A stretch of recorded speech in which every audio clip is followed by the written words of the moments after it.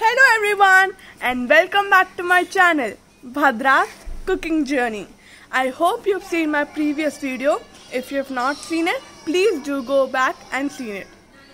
So as you know, monsoons have come and this is the perfect time to eat pakoras and hot vadas with chai or coffee.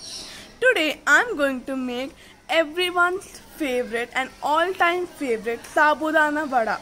Yes, everyone likes those crispy vadas during the monsoon season. And today is a really important video. Do you know why? I'm not going to cook alone. I'm going to cook with my beloved grandmother. She is a really great cook and she is the one who taught my mother and me. So come on, let's see how to make this simple sabudana vada.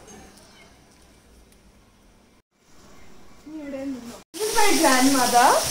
So the ingredients for the sabudana vada is, first of course the sabudana, which is half cup, and this was soaked overnight. So the proportion should be equal. If you are using half cup of sabudana, the amount of water soaked should be half cup only.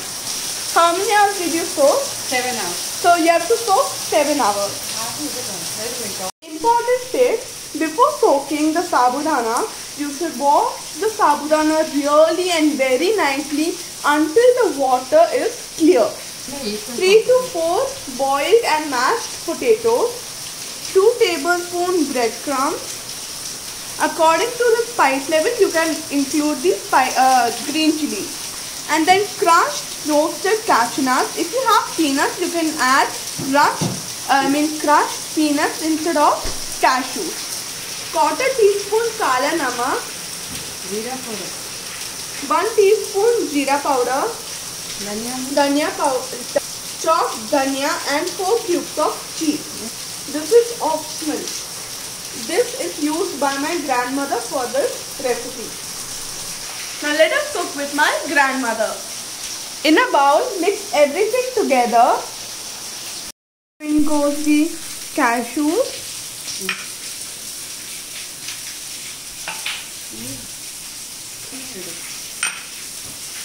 green chilies, jeera powder, kala namak, and coriander. Now salt as per taste. Everything nicely, mix everything nicely.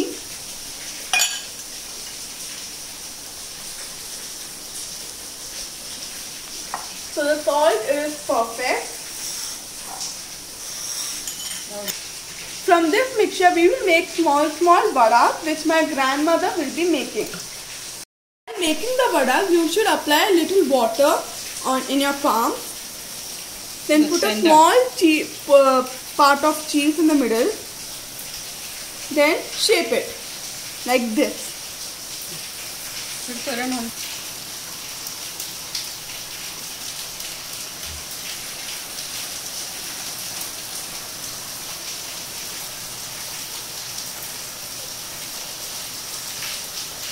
I'm still stuck on one while my grandmother has made 3 already.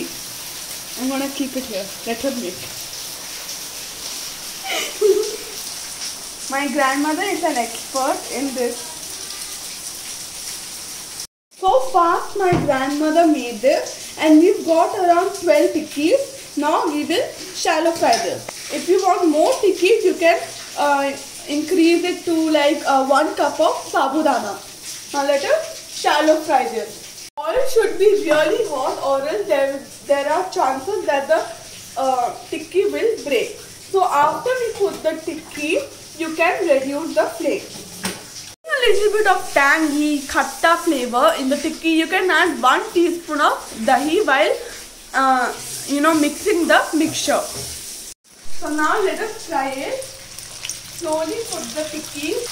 The oil has become nice hot. You can either shallow fry it or deep fry it. The flame has been reduced. Now we wait for the tikkis to turn golden brown on both sides.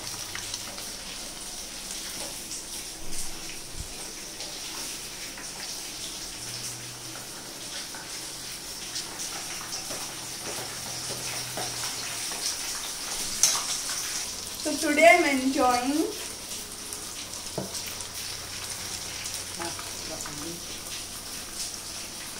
I can't wait to taste these hot sabudana vada, and it is raining outside. First batch of tikkis are ready. I am waiting so that it can cool down nicely because I want to taste it. The aroma is really nice.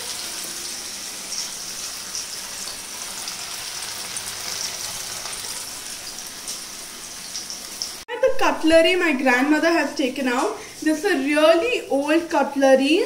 My great grandfather bought it from London. So see, look at it. It's really beautiful. And I'm going to serve on this. So now our sabudana tikkis are ready.